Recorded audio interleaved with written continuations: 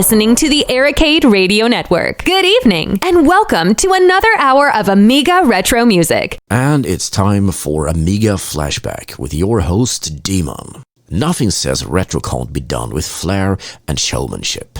Just think donning a superhero costume, complete with a blinking faceplate, and then dancing to the rhythm of 2 Gameboys while giving the audience a wicked DJ performance. On today's episode, we meet retro artist and DJ Tekmann, who keeps the retro music spirit alive. Let's get started with his latest tune that was released a month ago, Enigma. Some serious Game Boy goodness.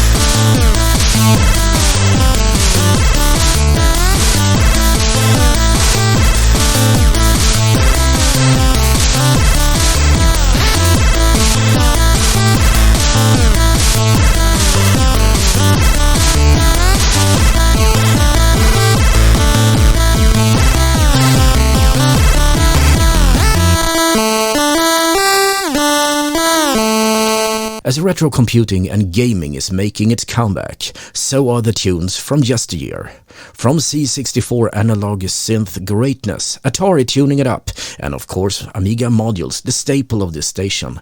They're all great.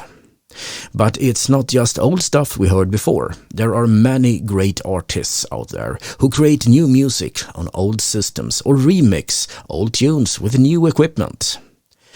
From Sweden comes Tekmann, who is one of those artists creating new tunes with old hardware, in this case Gameboys, and has recently released his latest album called Enigma. The Arcade Radio Network and Amiga Flashback extends a warm welcome to you. And how are things in those corona-laden days? Hello.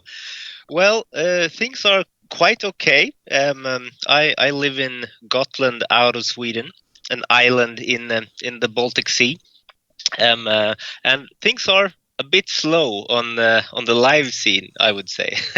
Yeah, we see that a lot, many online things, but the good thing is you can go there even if you couldn't otherwise, so not all is lost. No, definitely, and I've done a couple of gigs, and those have been great, and it's a new experience to listen to your own music and see your own show from a viewer's perspective, and you can like if you sometimes you like pre-record it or you do it live, and then you can just watch and see the chat, basically hear what people say during the show, and that's a really cool experience actually. So that's new for me. Yeah, I can guess. So you didn't have that much experience in the old days when it came to the demo scene, I guess. No, back in the 90s, actually, I started up with mod music in the early 90s, but then I moved on to like synth music and using new synthesizer equipment for quite a while, and worked with software. Then I've found my way back to chiptune later on. I guess. So, what's really your story with retro computers? Have you owned like Amigas, Ataris, C64s, what have you? Actually, the C64 was my first computer. Okay. So I really wanted like a Nintendo. I had a Game Boy already, and I wanted a Nintendo or an Amiga. But my father was kind of cheap, so he gave me a C64 with a floppy and final cartridge, and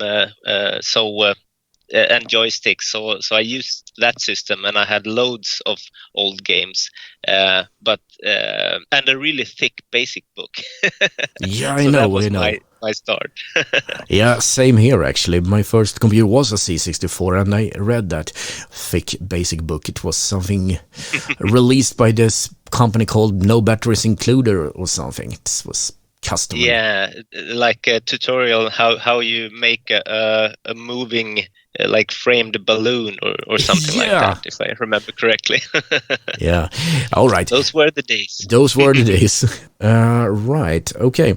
So how did you get the idea to start composing on a Game Boy, and why? Yeah, it was quite a long trip actually. As I said, I after I started up with music using mod software, I used synthesizers. Then I studied sound engineering. I started working with software professionally for quite a long time, both composing and DJ software. So I was really into software, and it was a lot to do on the work side. But that also drained some of my energy. When I came home, I didn't want to start up the computer, and it's also started to get annoying with all the updates, and the system was always evolving, and there was something not working. I felt the urge to go offline and use the closed system. and not work with indefinitely possibilities, different effects and channels. I wanted, to a really closed setup and find the creativity within the borders of that systems. So that was when I found my way to chip music.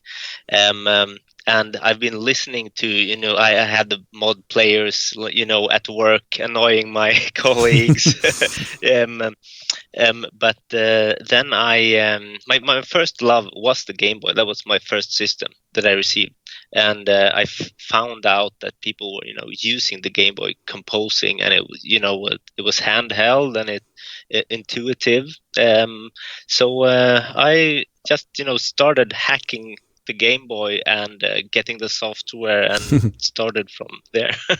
It's more fun for you to use the Game Boy to make the music than play the games, I guess. Yes, nowadays, of course, it's really fun to take out the old game like Tetris and Super Mario Land and all those games. But I wouldn't say that I play for a long time. It's like take it out for like 15 minutes or so. But I have quite a few Game Boys. I think I have like 12 ish. Okay, collector then. Yeah. And I've also held, composing workshops, and every participant can get their own Game Boy and like use the hardware, because that's where the real feel and the love happens. This. I mean, you need to have the hardware as well. You can't use simulated Amiga. You need to have the proper hardware as well. Yeah, actually, in a way you do, because emulators cannot guarantee to sound right. Also, it doesn't really feel the same way, does it now? No, it's definitely symbiosis between the hardware and the software, and you really you need to have both to get the magic going. Yeah, I guess so. So, about your creative process, if I may say so. I mean, how do you come up with and how do you make the tunes?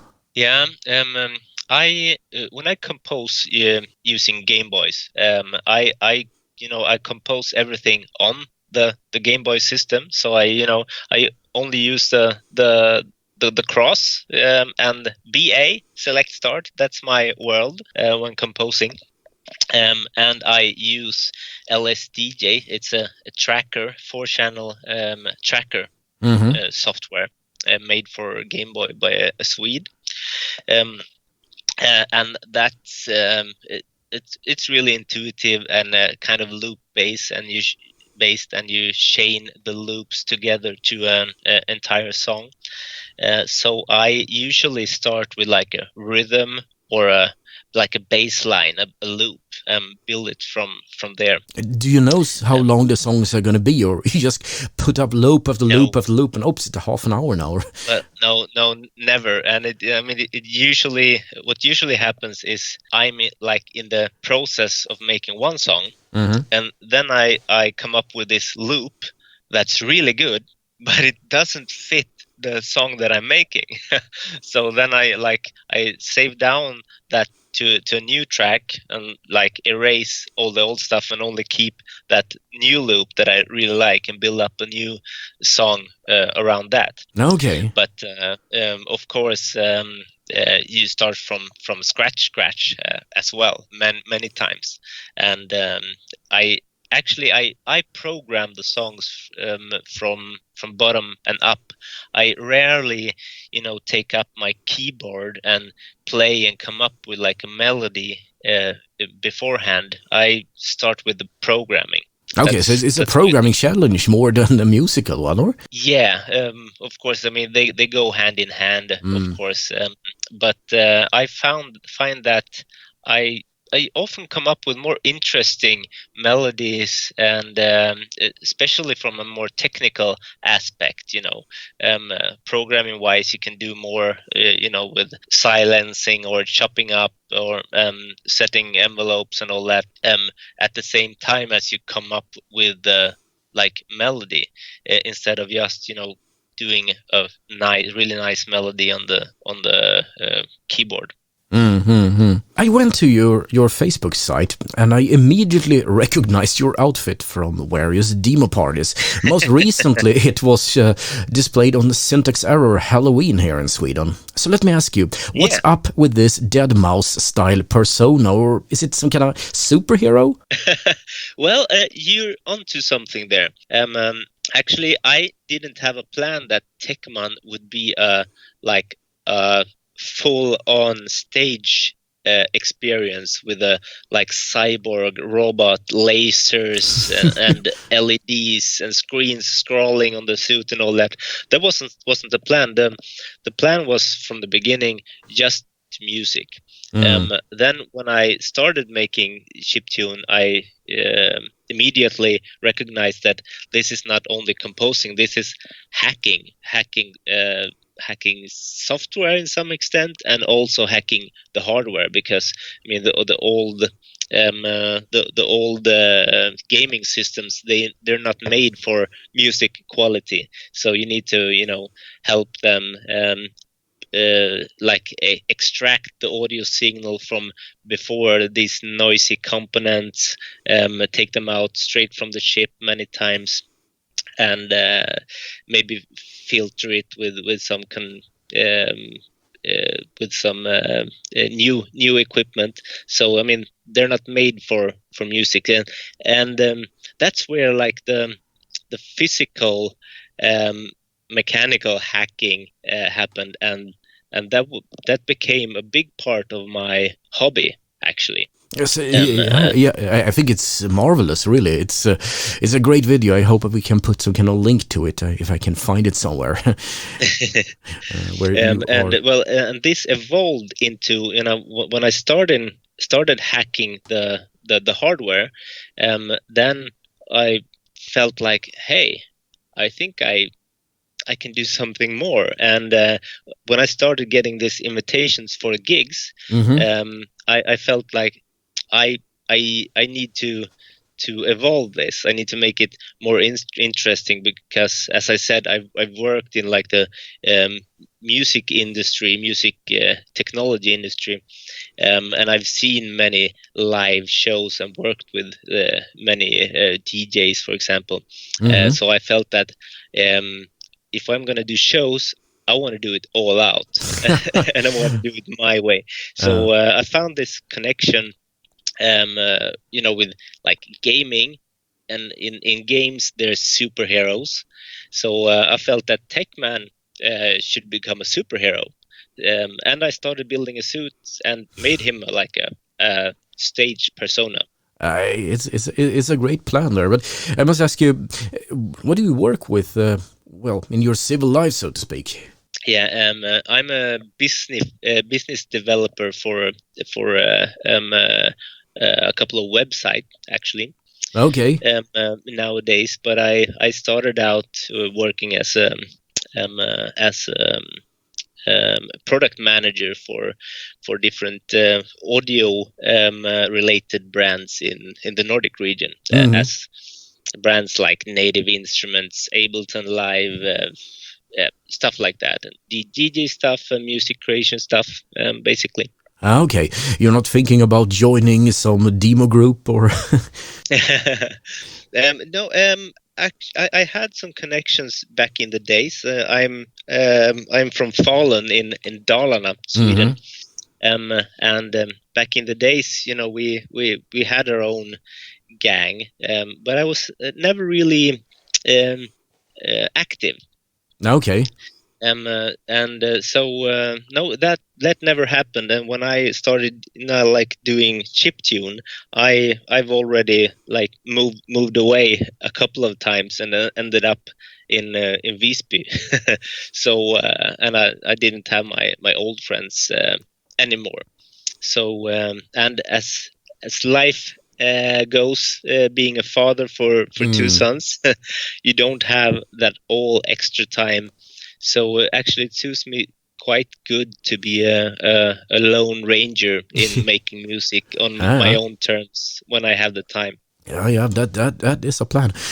You call your music 8-bit cyborg music, pure chip music. I think you a little bit explained that, but care to elaborate a bit? Yes. Well, it's really about, for me, it's really fun to make pure chip music. So I compose everything. I start on the hardware on the Game Boy, and I make it, I produce it in there, and then I just line it out to a recording equipment and record it. I don't extract the different channels and mix it in the computer, put in reverb and stuff like that. So it's straight out of the chip, basically. That's the pure chip. Yeah. So that's what the pure thing is about. That is indeed cool. Yeah, and I don't. I listen to everything. I love. I love not raw music as well, but for me, it's really about pushing the limits of the hardware. So that becomes a challenge, programming delays and trying to push everything you can out of that small 4 megahertz CPU. I think the old DMG has, or has it 2? I'm not sure. No, I can't say. The C64 had 1 megahertz. Yeah. But it seems reasonable. I mean, back then, that's what we had. Yeah. Okay, so is this just a hobby, or do you ever earn anything from it? Well, I occasionally earn something.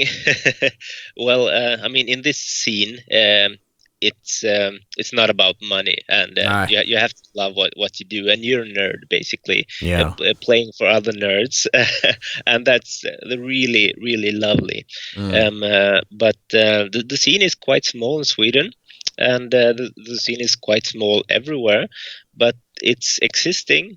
So I've been traveling around to the UK, to Germany, to Denmark, different sites, playing and performing, and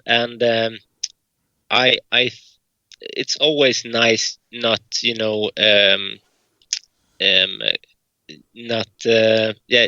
ending up on the minus side, with travel expenses and all that.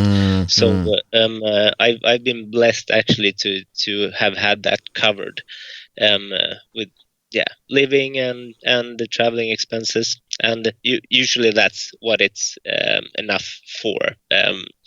But sometimes, like when you do workshops together with Tekniska Museet, the Royal Technical museum, I guess. Yeah, something like that, and have like several workshops and shows and that kind of thing. Then you can get a bit better paid, but on the other hand, that's more like work also. yeah, I know. Okay, so I must ask also, how can you get a hold of your music? You're gonna hear it here on this podcast, but if you want to listen to it yourself. Yeah, well, actually, it's available on most major streaming services. So just hit up Tekmann, and that's spelled Tekmann. It is an A there. Tekmann, yeah, Tekman. Yeah. Okay. Yeah, I'm going to type it down. It's going to be in the notes for this podcast. I spelled it out like on the screen here before calling you up. All right. All right. Yeah, but I've also have it available on Bandcamp, and there you can actually like buy physical CDs. You can buy T-shirts and stuff like that if you're interested in that, or want to download it as an MP3 or WAV format. So that's always nice to have like a physical copy. I like that. We are that generation in a way, aren't we? Hey, Yeah. when do we get the vinyl? Yeah. I haven't really come to that yet, but I've had some proposals actually. But Great idea. yeah, it's a lovely format. I only have an old, you call it like stone cake player in Swedish. I know shellac Yeah. records, but I know, Yeah, yeah, that's what it's called. yeah, I have that stenkakor. one, but I'm sorry to say that I don't have a vinyl player at home right now. I've had it a couple of times, but I have a couple of records anyways. That's so cool. I mean, I have normal vinyl, but shellac, that is something really. Be careful dropping them because they are not very durable. No. Talking about albums, Enigma then came out in December last year. What can you tell me about the album? Is it just a collection of new tunes or some kind of concept going on? Actually, I was kind of inspired by, epic, like interstellar sound. If you've seen, the latest Tron movie, with that those really epic tunes from Daft Punk. Okay, I have it was many like, years since I saw that. yeah. I don't know when it was released, if it was like 10 years or 7 years. I'm so old now, almost 40. So Oh, come on, I'm 46. yeah, the years just slip by. Yeah, they do. Anyways, it was like that more epic sci-fi sound that I was inspired by at the time. So I made the Enigma track, and I made the Final Frontier track, and the Trip track, and they're all like named in sci-fi names or game names, game-ish names. So it's a bit of a concept album then. Yeah, it's more of a concept album, and then I had this really nice ASCII. I made this nice ASCII artwork for it that I'm really happy with. So I felt like I got everything together quite nicely, actually. Yeah, great. So Enigma then, from Tekmann, out now. Was it Bandstand or Bandcamp, right? Yeah, Yeah. Band. If you want to buy it, Bandcamp, stream away on all major streaming services. Oh, listen to it here because we're gonna have some tunes here. Yay! Yeah. So, could you say, is your music just for retro folks, or do you think it can appeal to people that never heard this kind of music before? Yeah, I don't have like like a target group in mind when I make it. I just make it what I think sounds nice for the moment, and it's quite like inspired by new songs and old songs as well. Maybe not so inspired by other chiptune artists. I would say maybe more on the technical side. If you hear someone doing something technical, then you like, hey, how did he make that? Yeah, a little bit of demo spirit there. Make it? Yeah. But I always think live when I make my songs. It's has to be fun to watch live, and I want it to be quite lively. You should be able to dance to it. I like dancing. I like dancing to live music. So that's what I'm trying to do. Yeah, all right. Any cool demo parties coming up here where we can hear your work or see you dancing around, I guess? Well, the latest I performed at Edison demo party. Her latest, and on a on the other party. That's not a demo party, but like an electronic music show down in Italy. But no, I have nothing quite now, actually. So I think we have to wait a bit more for like the Corona bubble to burst, and so we can come out physically. Because I love playing live, and I love visiting other countries, and hanging with the guys and the girls. I can understand that. Well, we're hopefully gonna get out of this place, so to speak, in half a year. One can hope. Yeah. So it's time to lead you out with one last question. What's in the future for Tekmann? Well, now I just released a new EP, so I think I'm gonna start, working on another one. And I think that like the EP format is a good format for me. Like, make a couple of sounds and release them. Don't wait like too long to make an entire album, because no one is quite. You don't need that in the same way anymore. Anyways, it's better for me. That's not I don't produce that many tracks a year, so releasing an EP is a really really nice format for me.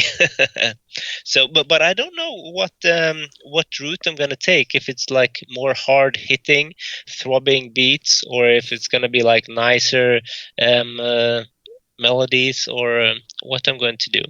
Let's see what comes out.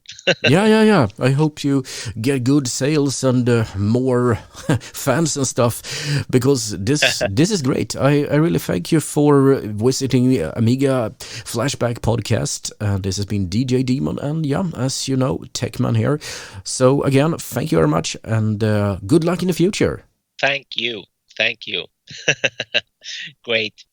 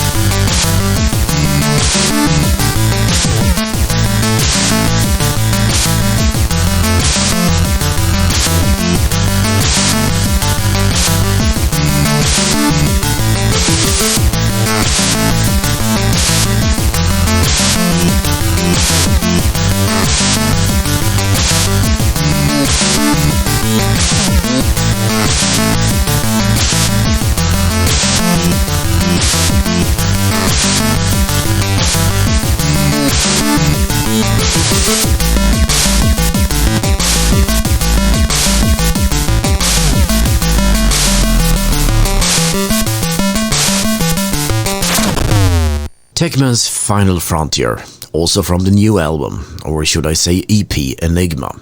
It's now available on most streaming services or Bandcamp for a direct purchase, as are the other 10 albums he previously made. Listening to his music, well, it makes me see that the C64 wasn't the only show for making great chiptunes. You might also remember me talking about how good they can be even on limited sound hardware, like on an Atari. And the Amiga, it was a great chiptune platform as well. We're going on with the third tune from Enigma. It's called The Trip.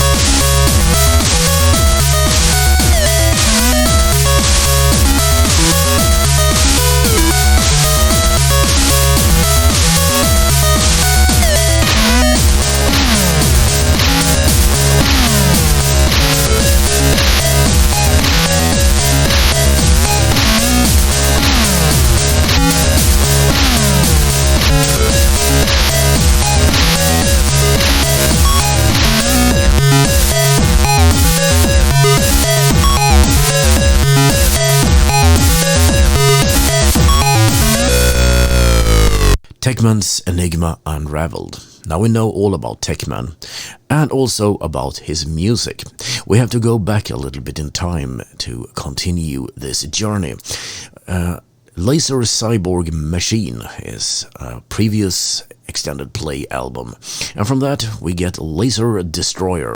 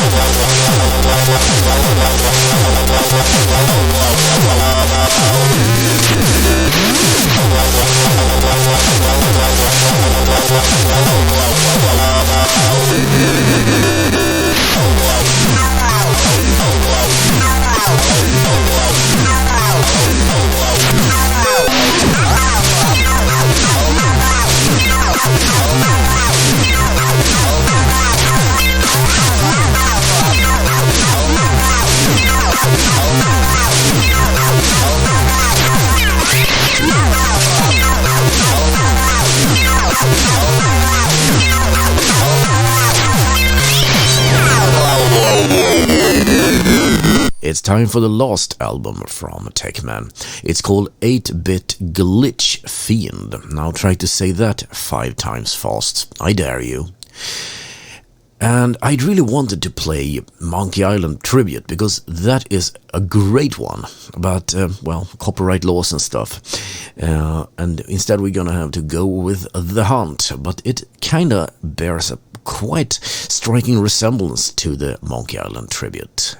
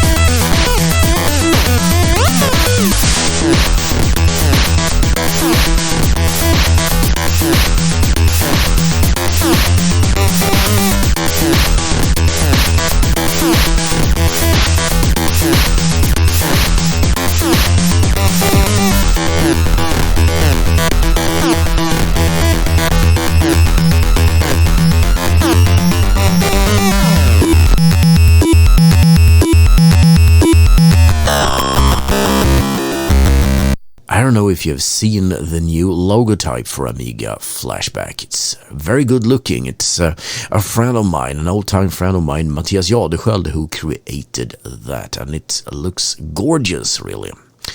So you can take a look at it. And remember that Amiga Flashback will be on the air, if that's something you call it still, every Saturday at 9 p.m. here in Sweden, Central European Time, or as a podcast if you can't wait or if you can't listen at the time. So don't miss out. We're going on with Jump On, still Tekmann, of course.